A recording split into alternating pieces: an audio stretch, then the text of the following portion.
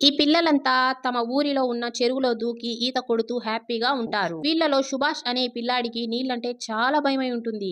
అయినా కూడా తన ఫ్రెండ్స్ పిలవడంతో ఇతను ధైర్యం చేసి చెరువులోకి దూకుతాడు. మెల్లిమెల్లిగా వీళ్ళంతా పెద్దవాళ్ళవుతారు. ఈ ఫ్రెండ్స్ అంతా కలిసి చాలా ట్రిప్పులకి వెళ్ళేవాళ్ళు. ఒకరోజు వీళ్ళంతా ఒక టూర్‌కి వెళ్తారు. అక్కడ నిషేధించబడిన ప్లేస్‌కి వీళ్ళంతా కావాలని వెళ్ళిపోతారు. అక్కడ అందరూ ఎంజాయ్ చేస్తూ ఉంటారు. అప్పుడే సడెన్‌గా సుభాష్ కాలు జారి లోయలో పడిపోతాడు. దాంతో ఫ్రెండ్స్ అంతా భయపడిపోయి లోయ దగ్గర అతన్ని పిలుస్తూ ఉంటారు. కానీ ఆ లోయ లోపల చాలా చీకటిగా ఉంటుంది.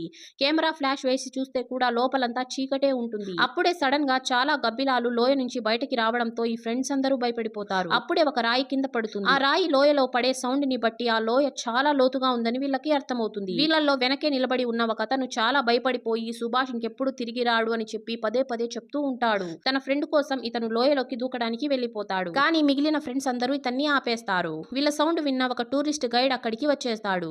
నెక్స్ట్ పార్ట్ కోసం కామెంట్ చేయండి. వీడియో నచ్చినట్లయితే లైక్ చేసి ఛానల్ ని సబ్స్క్రైబ్ చేసుకోండి.